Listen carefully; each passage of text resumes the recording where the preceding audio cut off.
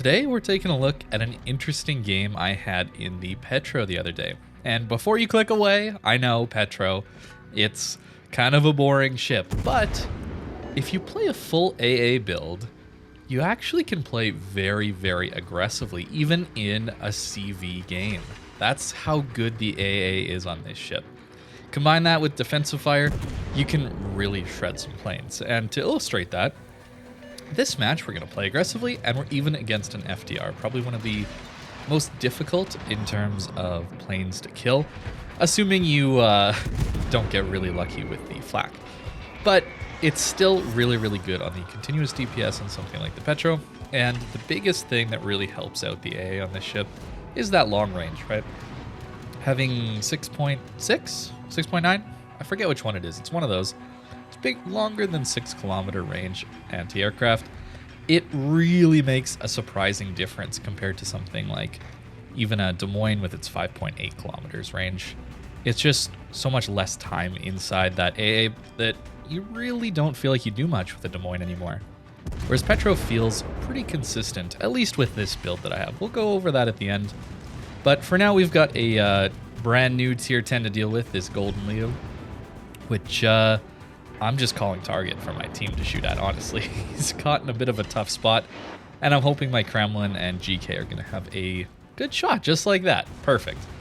Yeah, I was worried that he would ram me, especially because that guy doesn't have torpedoes, and I don't have torpedoes. That's usually how brawls end when you're in situations where one person is more likely to lose than another. They just go for the ram, which makes sense, even if it is a little bit boring in terms of the gameplay.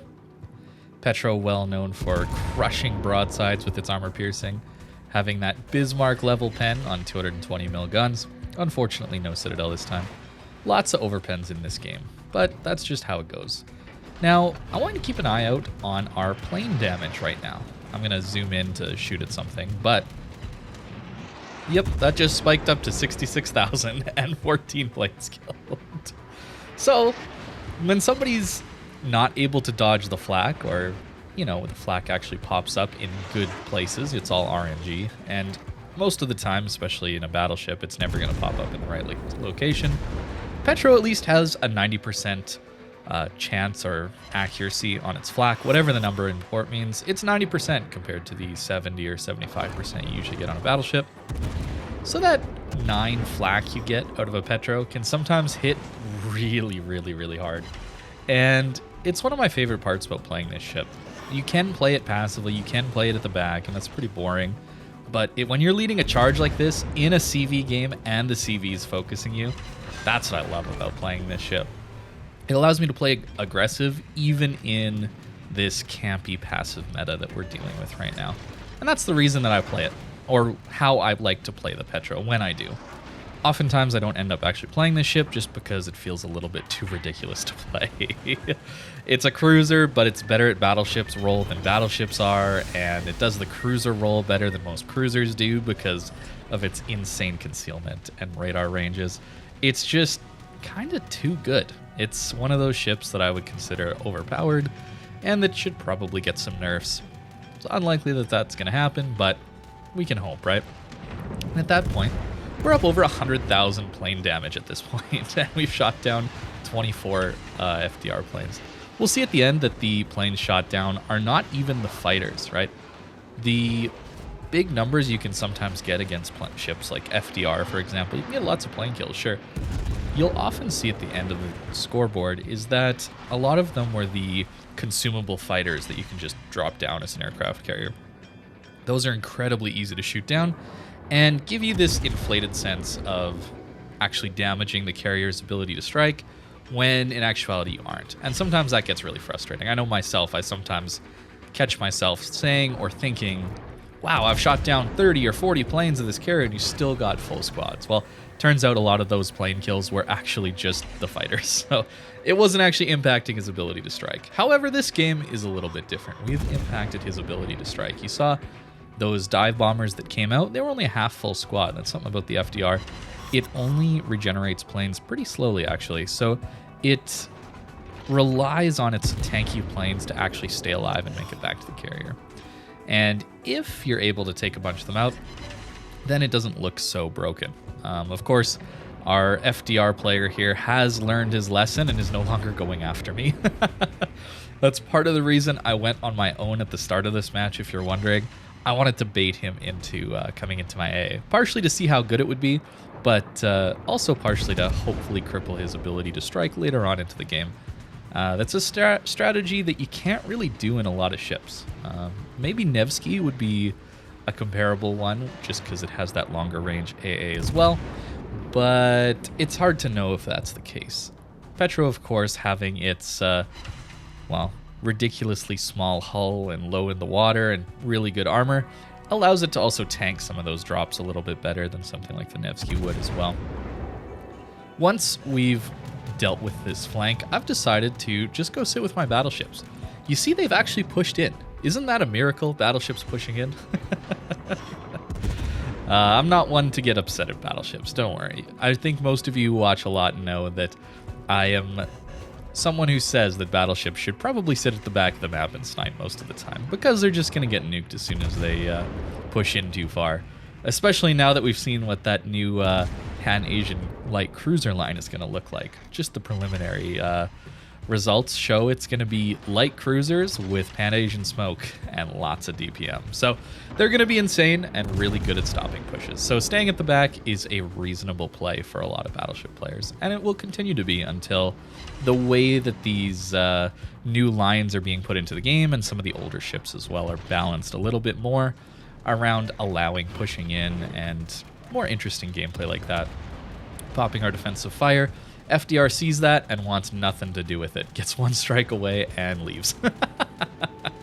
It's not often that you're able to see that happen. We do end up getting 5 closing plane kills there, but not as much as I quite would have liked. But at this point, we're protecting our battleships. We are actually an AA escort. That's how good this AA is. I do feel like an AA escort here. So now that we're in range of our Kremlin and our GK, this FDR is, well, either going to come in and lose a bunch of planes more, or he's going to have to go after probably the Napoli in the south. That's probably what we're going to see him end up doing. You can see just how devastating some of these AP salvos are. Just 6 front guns getting 10k damage. That's a decent salvo out of something like a Yamato front guns. Especially at these ranges. I'd be happy with 10,000 damage out of Yami front guns at 17 kilometers. That's not bad. That's what we're getting out of a Petro. And our reload is like 1/3 of the time of a Yamato. It's pretty nuts how good these guns are. And now we're just going to sit here. Let them see if they can kill me. This ship is silly. Of course, the reason that this ship is so frustrating to play against, in my opinion, is just that it's impossible to kill, even when it makes mistakes, right? It's super ridiculously tanky when we're angled like this, but even if I was to sit broadside, they'd have a tough time citadeling me just because of how low in the water my citadel is. And the fact that I can pretty much go dark whenever I want to, just because of the ridiculous concealment as well. It's just a ship that is really bad for the game, in my opinion. It's bad for the meta, but it does allow me to push in this meta. And that's why I do play it every once in a while. The reason I'm playing this one today is that those anniversary super container mission things where you either get a win or 300 base XP. I'm just trying to get through all my tier 10s and get those super containers. I will be putting out a video looking at what I got out of those, so look forward to that. I'm going to see if how lucky I got tracking what I get as we go through them. I think that'll be an interesting little video to look at. And I'm excited to see, hopefully, some resources. I'd love to see some coal and steel. Those are the main things that I would really, really want to get. But we'll see. We'll probably end up with just a few flags and camos that aren't really going to do a whole lot these days. And I think that's all the plane damage we're going to get. So that's 135,000 plane damage. Pretty insane. And it really did allow our team to push in on this flank, I think. I think just that little safety bubble that I provided, or was able to provide for my teammates, maybe inspired or allowed them to feel a little safer pushing in. That they only had to deal with the actual incoming fire of surface ships, that they didn't really have to deal with the aircraft carriers much. I know that would help me push in if I had someone with like a Petro with a really strong AA build on my team who was pushing with me, or even leading the charge like I did this game. I would be more inspired to push in for sure. That's one of the biggest issues I find when I'm playing a battleship, whether I'm a secondary build or Otherwise, maybe an accuracy longer range build. I just don't want to push in because I'll get myself into a situation where I'll just get the aircraft carrier focusing on me and there'll be nothing I can do other than to either take the strike or turn flat broadside to the entire enemy team. And that's just not going to go so well. So I decide not to push. That's the thought process behind my Battleship play a lot of the time.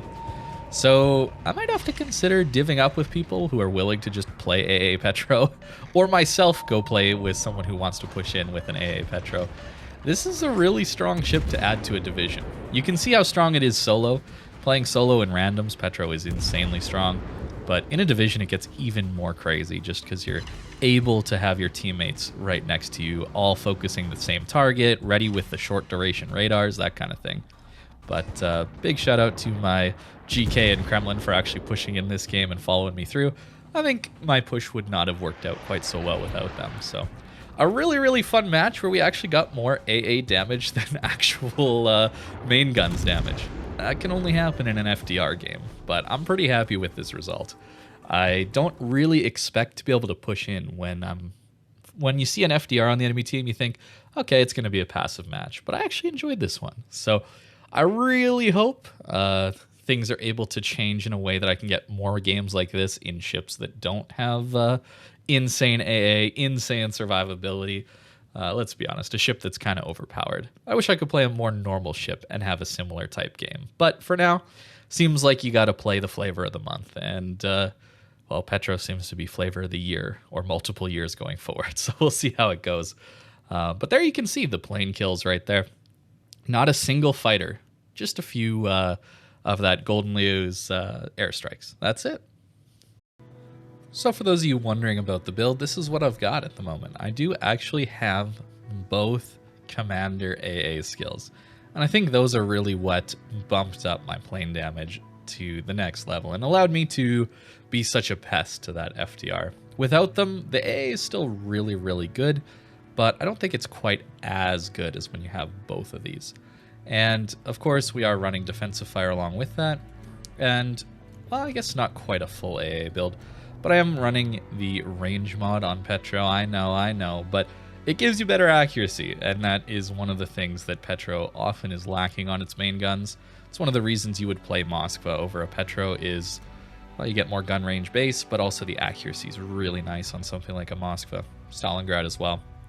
So getting more range and buffing your accuracy at the same time, I think it's a decent option. Main guns, mod 3, getting that reload is probably a little better anyway for most situations where you can push like I did that game. And if you really, really want to kill planes, auxiliary armaments would be the way to go. You see, when you have defensive fire, you get 2 more flak explosions. So that would give you, what, a total of 11, I believe? Yes, we have 9 right now. That would get you up to 11. That would be nuts. And there's that hit probability of 90%. And 6.6 kilometer range. It's just really, really good. It makes me feel a little disappointed when I'm playing my American heavy cruiser like Des Moines or Salem, that kind of thing, and my AA is nowhere near this good. But to note, I'm also running these flags, right? We're running the AA flag as well, just to give us that little bit extra, and of course a couple little healing and fire flags. But that's the Petro. It's a really, really, really strong ship, to no one's surprise. And if you play it really, really aggressive like I did, I think it's a lot of fun even. It gets a little boring when you play super far back at the edge of the map. So maybe give that a shot, especially if you're going through some of these super container gift missions. They're pretty long, actually. It takes a while to get through them. So may as well try and find some way to enjoy them, right? So thank you very much for watching, guys, and I hope you have a great day.